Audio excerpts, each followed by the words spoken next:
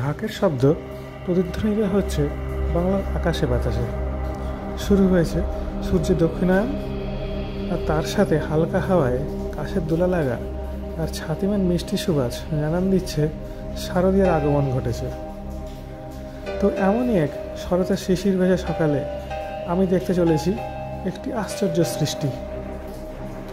হ্যাঁ বন্ধুরা, এবারের গন্তব্য লাল পাহাড়ের দেশ পুরুলিয়া, যেখানে হচ্ছে নতুন আঙ্গিকে মাতৃ আরাধনা, যেখানে রয়েছে সাবেকের সাথে আধুনিকতার মেলবন্ধন, রূপনীতেও না লেকের ধারে তাঁবুতে রাত্রি যাপন। আর এই স্বপ্নে সাজানো আজকে আমার এই ব্লগটি।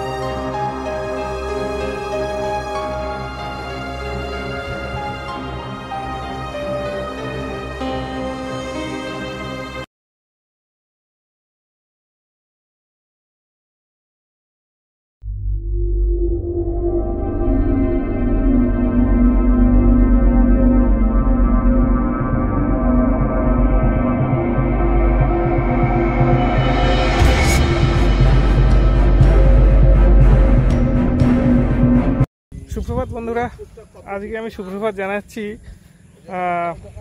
বড়ন্তি ড্যামের ঠিক সামনে থেকে। খুব সুন্দর একটা জায়গা পুরুলিয়াতে। তো এখানে আসার উদ্দেশ্য হলো বিভিন্ন রকম টুরিস্ট স্পট দেখবো। এটা গড় পঞ্চকোটের কাছে। আর এখান থেকে একটা জায়গায় যাব, সেখানে বিশাল বড় দুর্গা পুজো হয়। সেই জায়গাটির নাম হলো ভামুরিয়া বাথানেশ্বর। আমরা যারা শহরের লোক তারা শহরের দুর্গা পুজো দেখে অভ্যস্ত, কিন্তু এখান আমি পাহাড়ের কোলে একদম পুরুলিয়া জেলার ভেতরে কীভাবে বড় বড় দুর্গা পূজা হচ্ছে সেটা আপনাদেরকে দেখাতে চাই। তো চলুন তাহলে দেরি না করে এবার বেরিয়ে যাই। আমি একটা খুব সুন্দর রিসর্টে উঠেছি, এখানে ক্যাম্প স্টে আছে, পরে আমি দেখাবো ওখান থেকে ঘুরে এসে। বন্ধুরা, প্রকৃতিটা এখানে পুরো চারিদিকে সবুজ, সবুজের গালিচা পুরো। আর উপরে রয়েছে পাহাড়টা, এই গড় পঞ্চকোটের পাহাড়ি এগুলো অ্যাকচুয়ালি। তো পেছনে লেকটা রয়েছে, লেকটাকে আমি পরে দেখাবো। তো এই রাস্তাটা দিয়ে আমরা চলেছি এখন ঠাকুর দেখতে, দুর্গা পুজোর প্যান্ডেলে। তো প্যান্ডেলটা অত্যন্ত বড় কিন্তু, এবং বড় থিম পুজো হচ্ছে ওখানে, যেরকম আমাদের কলকাতায় হয়। তো সেটা দেখতে যাচ্ছি। তো এখান থেকে দূরত্ব হলো 14 কিলোমিটারের মতো। জায়গাটির প্রাকৃতিক শোভা একবার দেখে নিন। এখানে কাশফুলগুলো, ওর ব্যাকগ্রাউন্ডে রয়েছে পঞ্চকোটের পাহাড়, আর এখানে ধান চাষ হয়েছে সামনে সামনে, আর খেজুর গাছের মতো গাছ সব। বিউটিফুল জায়গা। কলকাতার থিম পুজো দেখে যে আমরা অভ্যস্ত, কীরকম হয় আমরা জানি, কিন্তু ব্যাপারটা হলো এখানে যে থিম পুজোটা হয়, এখানেও থিম পূজা হয়। এই ধরনের জেলার যে ছোটো ছোটো টাউন আছে সেই টাউনগুলোতে। তো আমার পছন্দের জায়গা বরাবরই পুরুলিয়া আর উত্তরবঙ্গ। উত্তরবঙ্গে যেতে পারিনি, খুবই ইচ্ছে ছিল ওখানকার থিম পুজোগুলো দেখানোর, কিন্তু যাই হোক পুরুলিয়া আসতে পেরেছি, আমি খুব খুশি। তো চলুন তাহলে থিম পুজোর ফ্লেভারটা কীরকম হয় এখানকার, সেটা একবার নেওয়া যাক।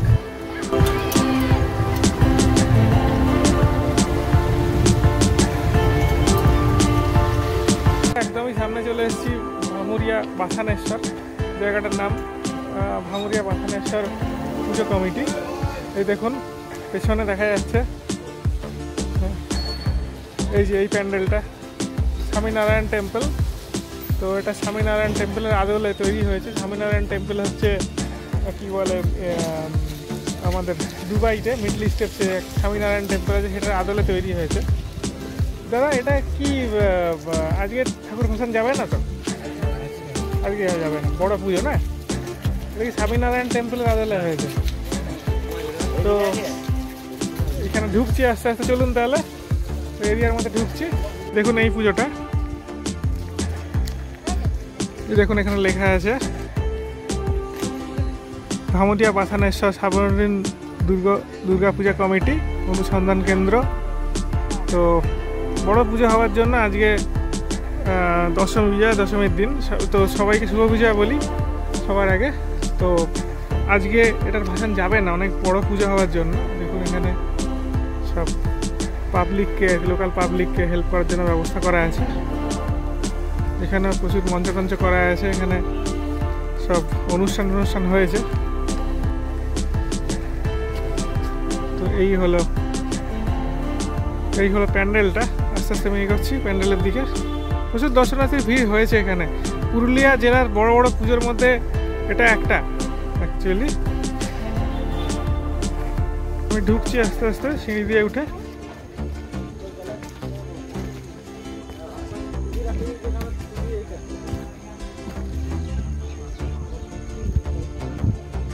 এই দেখুন কি সুন্দর শিল্প কাজ, কি সুন্দর শিল্পকর্ম করা আছে এখানে। পাশে আবার একটা মন্দিরও আছে। এখানে আমার উট করা, এই উটগুলো হচ্ছে যে বোঝা যাচ্ছে যে এটা মিডল ইস্ট রিলেটেড কিছু একটা। আর এইটা ছিল ওর এন্ট্রি গেটটা।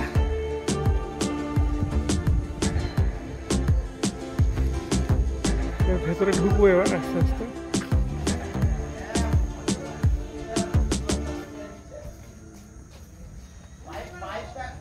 রূপটা একবার দেখে নিন, ভেতরের রূপটা অসম্ভব সুন্দর।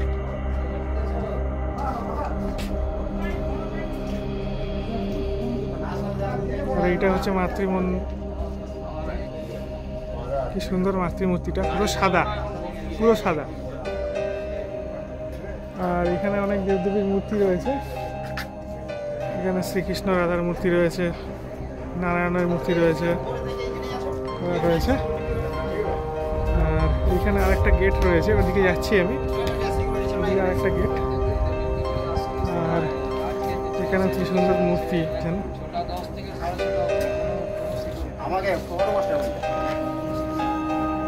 দেখুন কি সুন্দর মূর্তি।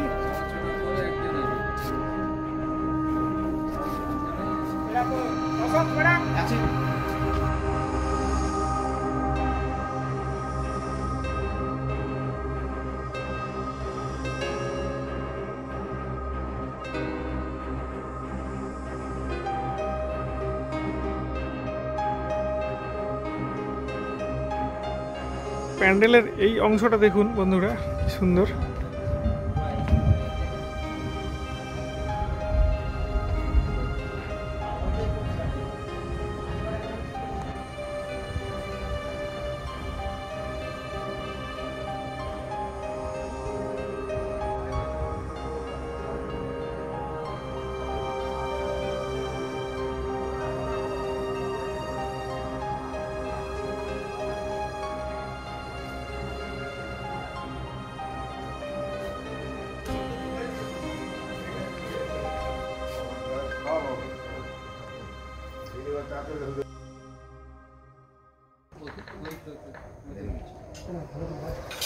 পুজো দেখে অবশেষে চলে এলাম। পুরুলিয়া জেলার পুজো, সব থেকে বড় পুজো এটা। আরও দুটো পুজো বড় পুজো হয়, কিন্তু সেগুলো লোকেশানগুলো আমাকে একটু ফাইন্ড আউট করতে হবে। তো অবশেষে রিসর্টে ফিরে এলাম। রিসর্টে ফিরে এসে আমাকে এখন যেটা করতে হবে সেটা হলো জিনিসপত্রগুলোকে সব ক্যাম্পের মধ্যে ঢোকাতে হবে। ক্যাম্পটাকে দেখাবো আপনাদের। তো সারাউন্ডিংটা একটু দেখে নিন। বরন্তী, জায়গাটার নাম হলো বরন্তী। বরন্তী হলো আসানসোল এবং পুরুলিয়া দুটো জায়গার ঠিক মাঝখানটা। এখান থেকে পুরুলিয়া মোটামুটি 40 কিলোমিটারের মতো, আর আসানসোলে 40 কিলোমিটার, কিন্তু জেলা পুরুলিয়া। ঠিক আছে, পশ্চিমবঙ্গের পশ্চিম প্রান্তে। আমার ব্যাকগ্রাউন্ডে যে পাহাড়টা দেখতে পাচ্ছেন, এটা হলো গড় পঞ্চকোটের পাহাড়। এই জায়গাটার খুব কাছে আরেকটা টুরিস্ট স্পট আছে যার নাম গড় পঞ্চকোট। এই পাহাড়টা বেসিক্যালি বেস্টার্ন করে রয়েছে এই জায়গাটাকে পুরো। দূরে আবার কাশফুলও দেখা যাচ্ছে, পেছনে রয়েছে লেকটাকে আমার পরে দেখাবো। বেসিক্যালি ওটা ড্যাম একটা। তো ওই ড্যামের নাম অনুযায়ী আর কি জায়গাটার নাম হয়েছে বরন্তী ড্যাম। ওই সূর্যাস্তটা খুব সুন্দর ওই ড্যামে, সেটা একটা জিনিস। আর এবার আস্তে আস্তে চলুন রিসর্টের ভেতরে ঢুকি। বন্ধুরা এই হলো পাহাড়টা, আমি আস্তে আস্তে ক্যামেরাটা ঘোরাচ্ছি। দেখুন এই হলো আমার রিসর্টটা, হ্যাঁ, অ্যালিওরি দি বরন্তি। এখানে নাম্বারটা দেওয়া আছে 9831433967। কলকাতায় এদের অফিস আছে, ওইখান থেকে আমি বুক করেছিলাম। তো এই দুটো হচ্ছে প্রপার্টি, বড় বড় দুটো প্রপার্টি আছে দুদিকে, এখানে থাকা টাকার জায়গা আছে আর কি। আর কি বলে, ভেতরে ঢুকছি আস্তে আস্তে, দেখে নিন। ওর পেছনে ব্যাকগ্রাউন্ডে পাহাড় আছে, লেক আছে। বন্ধুরা এখানে প্রপার্টির ভেতরে একটা সুন্দর বাগান, ছোট ছোট পার্কের মতো করা আছে বাচ্চাদের খেলনার জন্য, দোলার জন্য। আর পেছনে দেখুন ব্যাকগ্রাউন্ডে করছি, এখানে লেকটা রয়েছে, ঠিক আছে। লেকের পেছনে আবার পাহাড়ের ভিউ। আর এইগুলো সব রুমগুলো, ওপরে নিচে বিভিন্ন প্রাইজের রুম রয়েছে আর কি। যেরকম আমার রুমটার ভাড়া হলো 2600 টাকা। আর এছাড়াও এর থেকে কম প্রাইজের রুমও রয়েছে, আবার বেশি প্রাইজের রুমও রয়েছে, সব রকম রয়েছে। তো দূরে দেখতে পাচ্ছেন এদিকে দেখতে পাচ্ছেন কটেজগুলো আছে, হ্যাঁ, এইগুলো কটেজ। ওই রকম একটা কটেজে আমি থাকবো, বলছে যে লাস্টের আগেরটা হবে আমার কটেজটা। চলুন তাহলে একটুখানি দেখে নিই। আচ্ছা, আস্তে আস্তে ওই রুমটাতেই আমি যাব।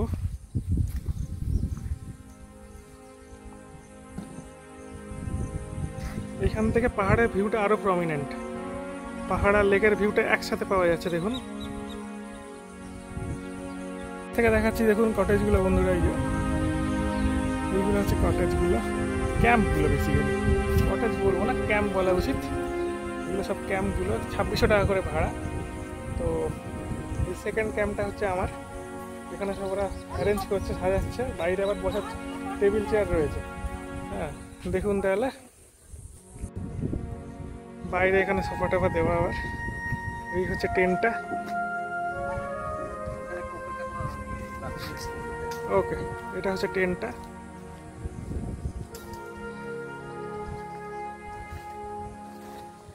এই টেন্টের মধ্যে এখানে একটা ফ্যান দেওয়া আছে। আর এটা টেন্টের রুফটা, এখানে নানা রকমের আলো দেওয়া, আবার ব্যাপক, খুব সুন্দর। এখানে একটা খাট দেওয়া আছে, এখানে একটা আলমারি মতো দেওয়া আছে। বাথরুমটা ক্লিন করার পরে আমি দেখাচ্ছি আরো ভালো করে। হাইল্যান্ড রিজিয়ন হওয়ার জন্য জায়গাটিতে ওয়েদারটা খুব কোজি, ভীষণ সুন্দর ওয়েদার। আর এটা এসির ব্যবস্থা করেছে যদিও, কিন্তু এখানে এসি মানে ন্যাচারাল এসি রয়েছে পুরো। এত সুন্দর হাওয়া দিচ্ছে, মানে পাহাড়ে ঘেরা, লেকে ঘেরা জায়গা তো, প্লাস আবার তার উপর হাইল্যান্ড টাইপের। তো অনেক সমুদ্রতল থেকে অনেকটা উপরে, মোটামুটি অনেকটা বলতে বিশাল উপরে না, হয়তো 500 ফিটের মতো হবে। তো সেজন্য হওয়ার জন্য আর কি টেম্পারেচারটা অটোমেটিক কমই থাকে। গরমকালে গরম পড়ে, বাট বৃষ্টি হয়ে গেলে কমে যায়, এটা হচ্ছে ব্যাপার। বৃষ্টি হয়ে গেলে অনেকটা ড্রপ করে। তো সেই জন্য কি হয়, এখানে এসি আর ফ্যানের ঠিক অতটা ইউজ নেই, ইউজ করার দরকার নেই আর কি।